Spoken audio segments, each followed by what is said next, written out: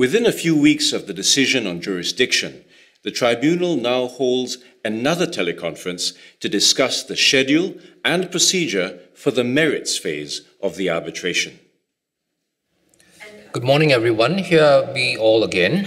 Thank you for joining us virtually. You are virtually welcome. I trust that both the claimant and respondent have had an opportunity to study our decision on jurisdiction, and both of you agree that we can now move forward to the next phase of the arbitration.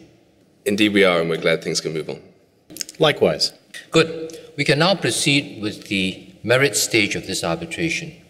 Now, we look forward to receiving both parties' written submissions as well as witness statements by any factual or expert witnesses that the parties wish to rely on.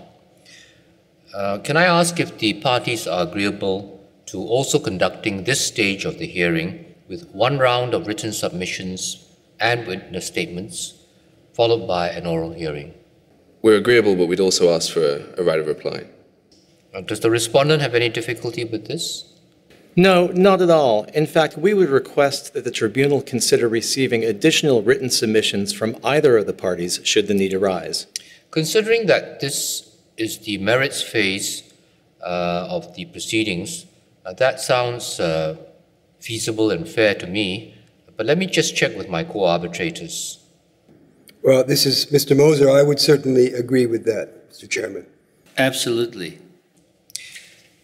In that case, may I propose this?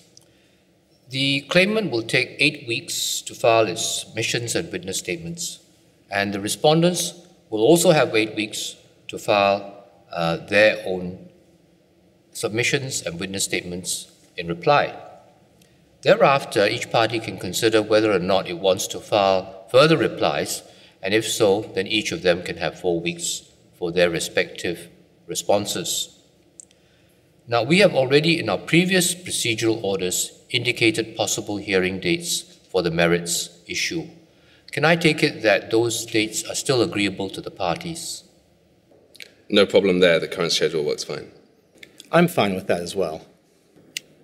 Gentlemen, the Tribunal would also be grateful if you could please indicate how many witnesses and who you intend to call at the hearing, in which case, of course, they would be subject to cross-examination. Let me just remind the parties that if they submit written witness statements, then those witnesses who have given statements are expected to appear personally at the hearing and to be cross-examined on their witness statements, unless the other party waives its right of cross-examination. But we can cross that hurdle when we next have our pre-hearing conference, which will be again by video conference, and we will then see what issues arise out of the filing of the witness statements. Yes, we are. We're looking forward to cross-examining the other side's witnesses. Same here. This sounds like it's going to be an interesting hearing. Now, if there's no other points to be raised by either party, I will have the points that we have agreed on set out in a draft procedural order number 6, and after my co-arbitrators have reviewed it, I will send it to the parties for their comments. Once all the submissions have been filed, as well as the witness statements, we will then schedule the hearing by correspondence.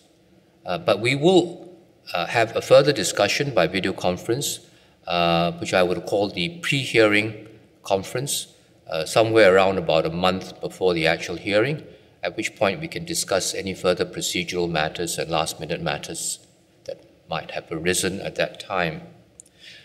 So subject to that, we look forward to seeing all of you in Singapore soon. Thank you. Looking forward to it. Thank you.